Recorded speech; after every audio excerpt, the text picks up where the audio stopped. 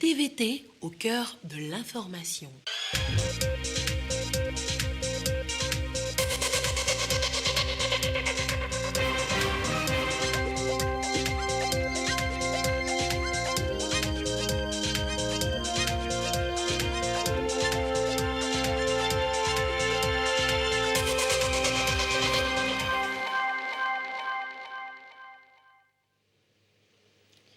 Bonsoir à toutes et à tous. Merci d'être avec nous pour le 20h de ce samedi. Au sommaire, le concours d'entrée à l'ENAM, l'École nationale des auxiliaires médicaux. 14 000 candidats ont postulé. Le ministre chargé de la Santé était dans certains centres d'écrit pour s'assurer du bon déroulement des épreuves. Reportage à suivre dès le début de ce journal. Les travaux du 3e congrès international des gynécologues obstétriciens se sont achevés. Accès universel aux soins maternels de qualité en Afrique, thème abordé au cours de cette rencontre assortie de recommandations. Également dans ce journal, la fin de la 6e édition du Forum africain sur la justice transitionnelle en Afrique. De nouvelles perspectives ont été définies face aux menaces émergentes. Et puis, le prince Charles est officiellement devenu le roi Charles III après la tenue d'un conseil d'accession, un peu moins de 48 heures après l'annonce du décès d'Élisabeth II, une première étape avant le couronnement qui aura lieu dans plusieurs mois. Voilà pour les titres. Bienvenue. Le concours d'entrée à l'ENAM, l'École nationale des auxiliaires médicaux, a débuté ce jour. Ils sont 14 000 candidats à postuler. Le ministre chargé de la Santé a fait le tour de quelques centres d'écrit pour s'assurer du bon déroulement des épreuves. Ramdan Bassina. Ce sont les futurs kinésithérapeutes, techniciens ophtalmologues, sages-femmes ou encore infirmiers auxiliaires d'État. Ils vont devoir passer ce concours et se faire former. Ces candidats ont le choix entre l'École nationale des auxiliaires médicaux, l'École nationale des sages-femmes et celle des aides sanitaires. Des 14 226 postulants, environ 700 seront retenus. J'ai postulé dans l'infirmier diplômé d'État. C'est le domaine que j'aime plus dans cette vie et j'aimerais bien réussir. Avec ce que j'ai fait, je pense que ça peut aller. L'infirmerie me plaît. Vu les épreuves, j'espère que ça va aller. 6 centres d'écrit accueillent ces candidats sur l'ensemble du territoire. Les besoins en ressources humaines pour appuyer les projets du gouvernement en matière de santé sont évidents. Quand vous prenez un système de santé, les ressources humaines constituent une composante importante. Et pour ce qui est des hommes et des femmes qui travaillent dans le système de santé, il y a 2 parties. La partie formation, qui est précédée donc par le concours de recrutement, et la partie recrutement dans la fonction publique. Il y a seulement quelques semaines que sur instruction du chef de l'État, on a proclamé la 2e partie des résultats du concours de recrutement de la fonction publique. Ce qui fait que pour le dernier concours de recrutement dans la fonction publique, un total de 1200 candidats ont été recrutés dans la fonction publique pour renforcer le système de santé. Et dans la même logique, le chef de l'État nous instruit d'organiser chaque année un recrutement pour la formation des paramédicaux. Les 2 facettes qui concernent les ressources humaines sont bien arrimées. Mon premier constat, c'est que tout se passe bien et je tiens à féliciter tous les acteurs de ce concours. La politique nationale en matière de santé met l'accent sur des compétences avérées. La détermination des candidats leur permettra de tirer leur épingle du jeu. Registre santé toujours et le 3e congrès international des gynécologues obstétriciens. Les travaux ont pris fin avec des recommandations pour une meilleure prise en charge des patientes. Alexandra Adekambi, Isaka Aruna. L'accès universel aux soins maternels et néonatals en Afrique, problématique discutée 2 jours durant entre gynécologues, obstétriciens du Togo et d'autres pays d'Afrique. Le 3e congrès international de gynécologie et d'obstétrique du Togo s'était fixé pour but de trouver des solutions aux défis liés à leur profession. Au terme des assises, des recommandations pour un meilleur exercice de la profession et une prise en charge adéquate de la mère et de l'enfant. Il est quand même important d'humaniser nos soins dans nos formations sanitaires. Aujourd'hui, l'accueil est au cœur, n'est-ce pas, de cette humanisation des soins. Donc ça, c'est une première recommandation que nous formulons à l'endroit de tous ceux-là qui sont dans la pratique. Promouvoir la souscription de l'assurance responsabilité civile professionnelle chez les praticiens. Vulgariser les rencontres de concertation pluridisciplinaires dans le cadre donc, de la formation médicale continue. À l'endroit du ministère donc, de la Santé, de l'hygiène publique et de l'accès universel aux soins. C'est de faciliter la formation des prestataires en cystoscopie, en endoscopie gynécologique. C'est de subventionner la prise en charge des cancers gynécologiques et mammaires.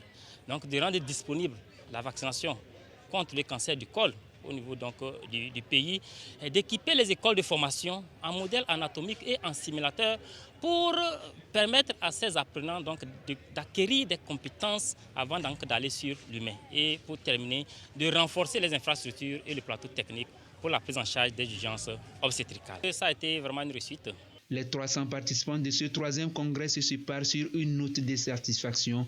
Rendez-vous est pris en 2024 pour faire le point de la mise en œuvre des recommandations de Lomé. Toute autre chose, le lac Nangbeto aurait débordé. En tout cas, c'est ce qui se dit sur les réseaux sociaux. Situation assez confuse. Pour éclairer la lanterne des uns et des autres sur la situation, les acteurs de la plateforme nationale de réduction des risques de catastrophe ont tenu une réunion. Marie-Reine Abeta voit Ekwe Salah. Crainte et incompréhension des populations vivant aux abords du barrage de Nangbeto. Le niveau de l'eau a monté. Risque d'inondation en vue, le directeur de la centrale hydroélectrique explique. Le dimanche 4, on était surpris par un grand débit d'eau qui a commencé par arriver et on a ouvert les vannes. Les apports sont allés jusqu'à 1660 mètres cubes par seconde. Alors que pour produire de l'électricité, nous on a besoin que de 120 mètres cubes par seconde. Et comme le barrage était presque plein, on a ouvert les vannes jusqu'à dépasser le débit inondable qui était 750. Malgré ça, il n'y a pas eu d'inondation parce que les fleuves du sud qui devaient apporter des eaux qui vont s'ajouter au lâcher d'eau de Nangbeto pour créer des inondations ne sont pas en crue. Les prévisions météorologiques et hydro. Donc c'est eux qui peuvent nous dire exactement à quel moment les pluies vont cesser et l'eau va cesser de couler. Actuellement, nous on est à 98% de notre remplissage. Ces éclaircissements ont été portés à la réunion des acteurs nationaux de réduction des risques et de catastrophes tenue ce vendredi à Lomé.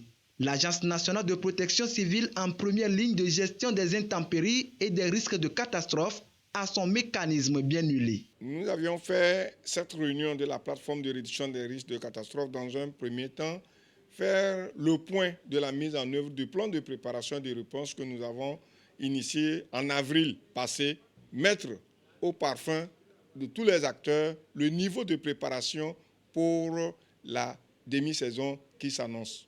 Aujourd'hui, les sites d'accueil sont prêts. Nous sommes en train de prépositionner du matériel au profit des populations. Quand vous parlez de lâcher d'eau, il faut sensibiliser les populations qui sont en amont pour éviter d'être surpris par l'arrivée de l'eau. Le Togo et le monde subissent ces dernières années de nombreuses catastrophes naturelles.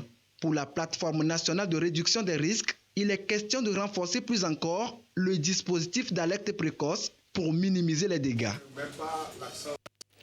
La 10e réunion du comité technique conjoint de la délimitation de la frontière maritime Togo-Ghana est clôturée. Les deux pays se sont convenus sur un certain nombre de points qui relancent et encouragent chaque partie à poursuivre les discussions en vue d'un accord définitif dans les jours à venir.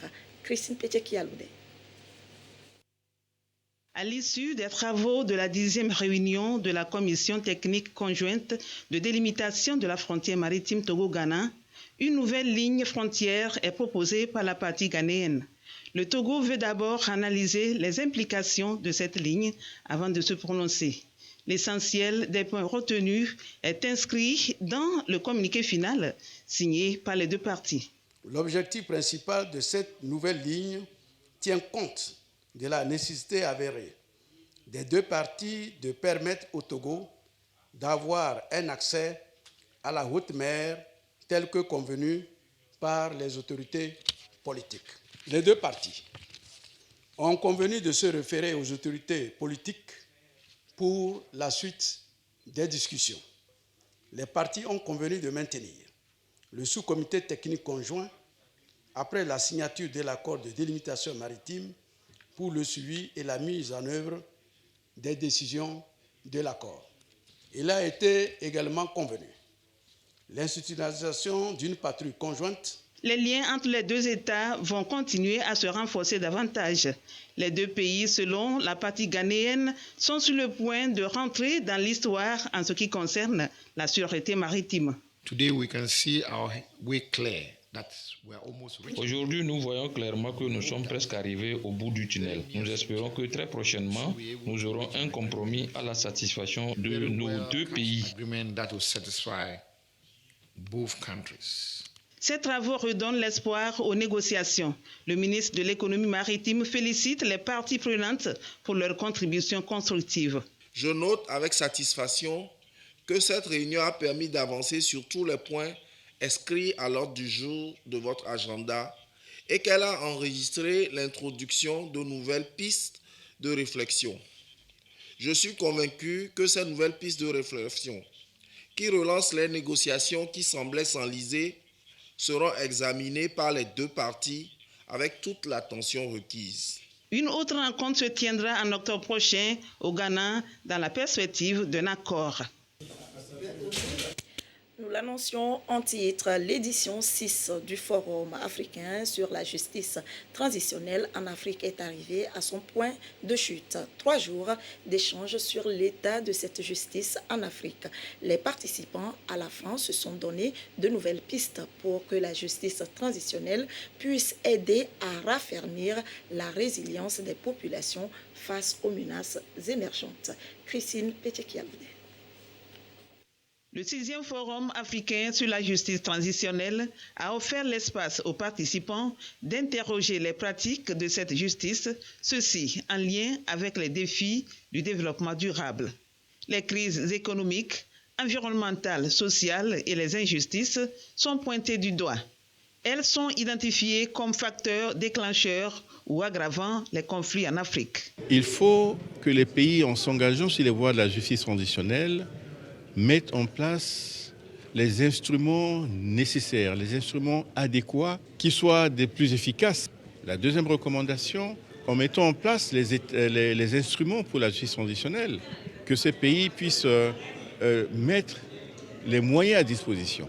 Nous sortons très satisfaits. Satisfaction obtenue grâce à l'apport et le soutien de plusieurs partenaires, dont Impunity Watch et le Centre européen d'appui au processus électoral. La justice transitionnelle offre cette opportunité d'adresser des problématiques qui préexistent au conflit, des problématiques en fait qui ont conduit à ce qu'on ait des conflits. Et là, il s'agit aussi des aspects liés aux inégalités sociales. On est très heureux de la manière dont l'événement s'est déroulé. C'était, je pense, un succès. Ça a été reconnu par les participants. La justice transitionnelle est aujourd'hui incontournable dans les politiques publiques. La justice transitionnelle aujourd'hui aborde la sécurité alimentaire, la sécurité des personnes et des biens, aborde désormais et définitivement les questions de développement parce que c'est par ces questions que nous anticipons la prévention sur les crises à venir. L'expertise togolaise est à votre disposition. L'Union africaine encourage l'ensemble des États à persévérer sur la voie de la réconciliation à travers l'utilisation judicieuse des alternatives qu'offre la justice transitionnelle. Et à la primature, Madame le chef du gouvernement, Victoire Toméga Dobé, a reçu en audience une délégation des acteurs du 6e forum sur la justice transitionnelle qui s'est déroulé à Lomé. Délégation conduite par la présidente du HCRON, Madame Awanana Daboya. Madame le Premier ministre a aussi conféré avec l'Ordre national des avocats du Togo sur les innovations intervenues dans la gestion de l'ordre. Le point avec Yves Agbevivi. 2 audiences dans les locaux de la primature. Cette semaine, Madame le Premier ministre Victoire Toméga Dobé a reçu une délégation des membres de l'Union africaine présents au 6e forum sur la justice transitionnelle. La délégation a échangé avec Madame le Premier ministre au sujet des bonnes pratiques et réalisations du Togo dans le cadre de la justice transitionnelle.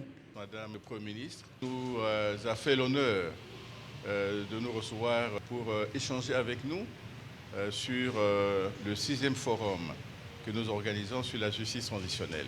Cela nous a donné l'occasion de remercier les autorités togolaises pour avoir accepté d'abriter en terre togolaise ce 6e forum dans les conditions que nous connaissons aujourd'hui, les conditions d'entière satisfaction.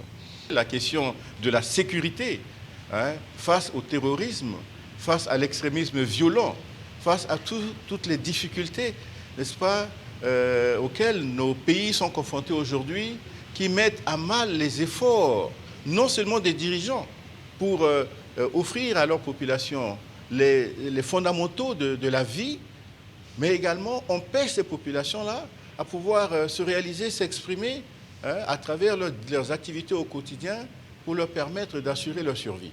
Donc c'est une question qui nous concerne tous, dirigeants comme gouvernés, et nous devons réfléchir justement, n'est-ce pas, aux solutions les meilleures pour permettre de contourner ces difficultés-là. Les échanges ont été élargis sur les questions de la nutrition, le foncier et l'accès à l'eau potable. Le chef du gouvernement a également reçu une délégation de l'Ordre des avocats du Togo avec à sa tête le bâtonnier maître Sedro Kofi Dogbiavou. La délégation est venue rendre compte de 2 réformes apportées à la gestion du barreau.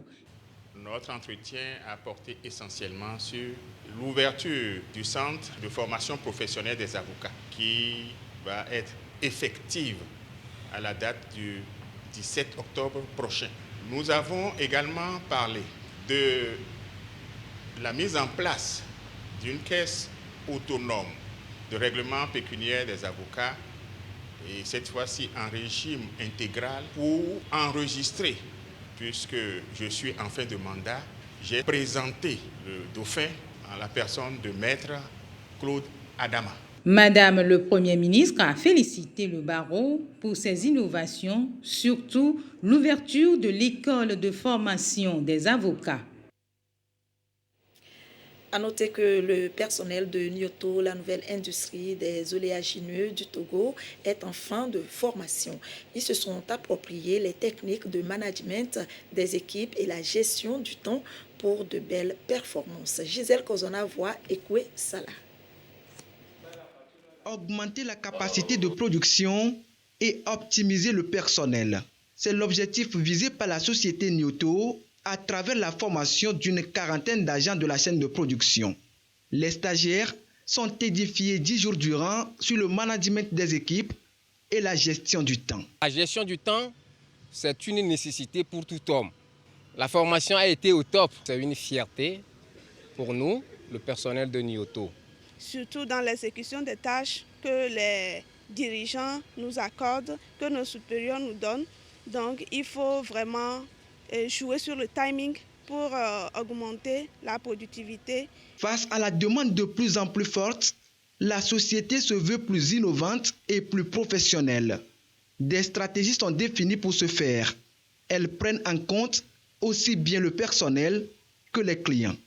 Nous avons estimé qu'en cette période de forte mutation sur le plan international, notre personnel soit capable de libérer son intelligence, de renforcer la synergie justement entre les différentes équipes et d'être capable, avec cette contrainte, de rester résiliente.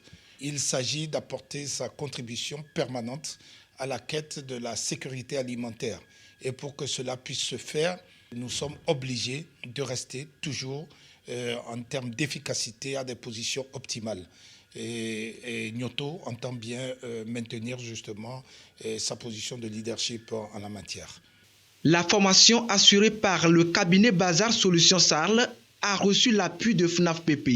Il est prévu un suivi périodique au sein de la société en vue de s'assurer de la mise en application effective des acquis de la formation.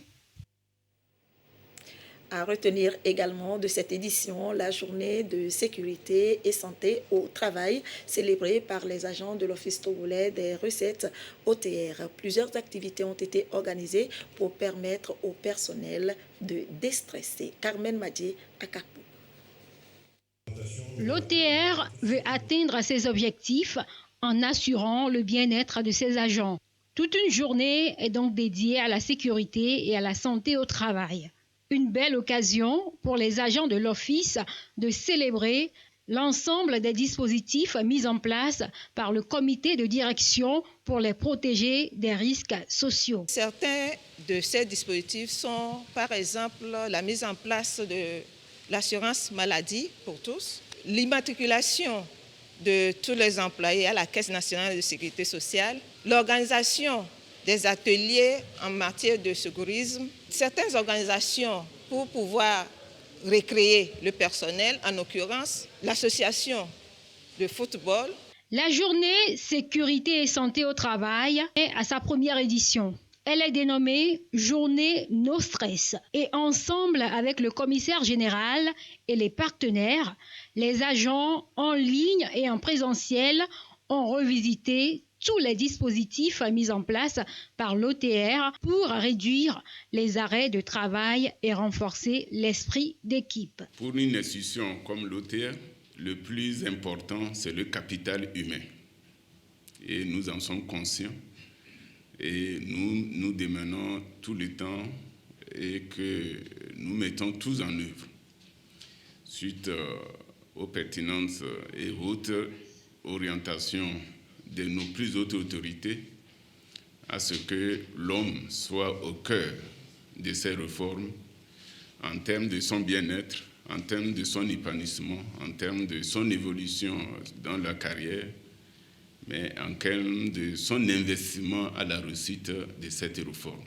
La journée s'est poursuivie dans la soirée avec une sensibilisation sur la gestion des incendies, des exercices pratiques sur l'utilisation des extincteurs et d'autres activités de divertissement telles que les jeux de pétanque et de tennis de table. Tout ceci pour permettre aux agents de mieux sympathiser et donner la chance à l'OTR de fédérer pour bâtir.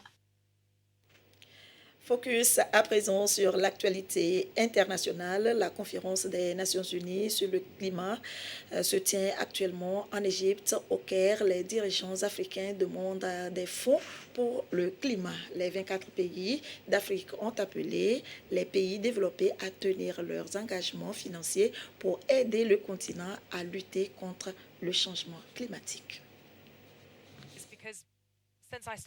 Les représentants de 24 pays africains appellent les pays développés à respecter leurs engagements financiers pour aider le continent à s'adapter au changement climatique en prévision de la conférence mondiale de l'ONU sur le climat prévue en Égypte en novembre prochain.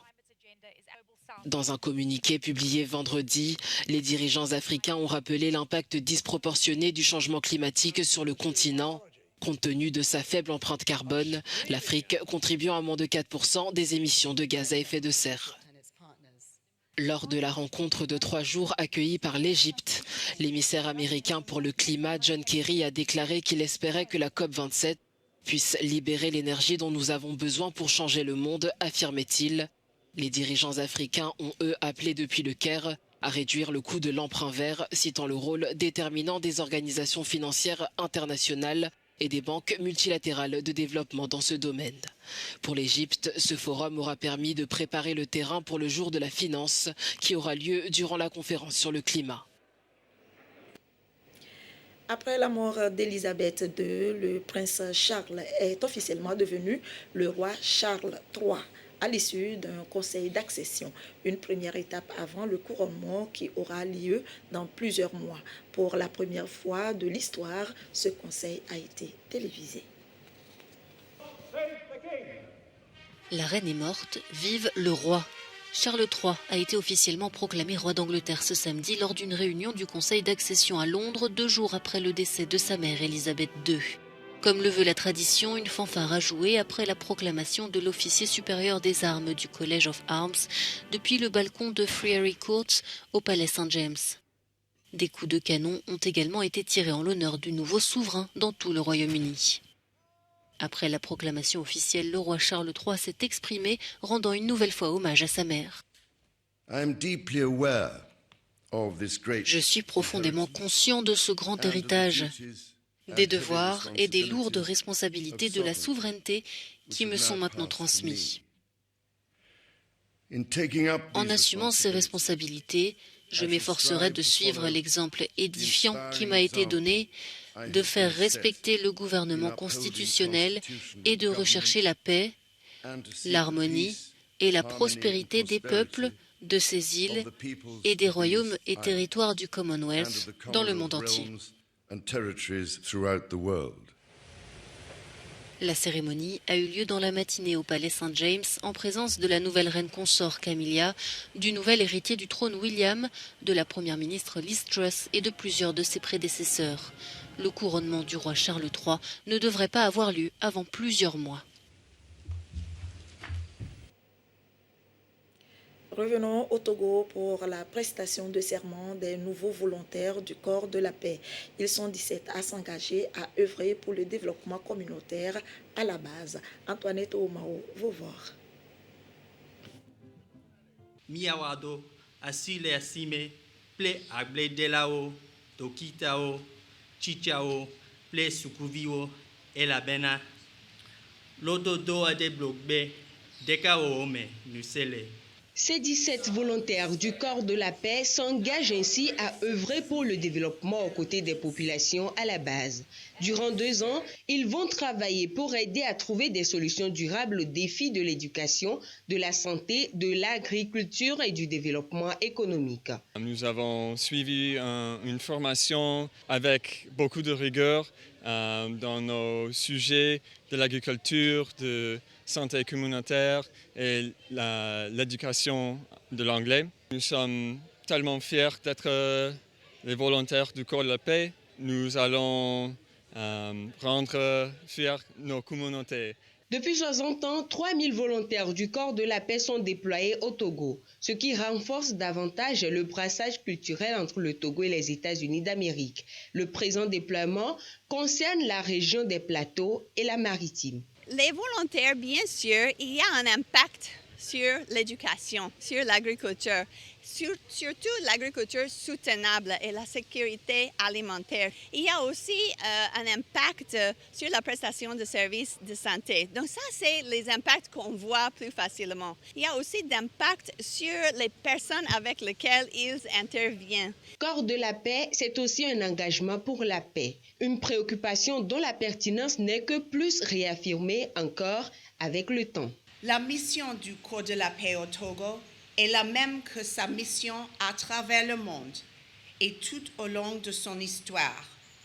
Promouvoir la paix et l'amitié dans le monde par le développement communautaire et l'approfondissement des relations entre les nations et les peuples. Aujourd'hui, nous célébrons les 60 ans de partenariat entre le corps de la paix et le Togo.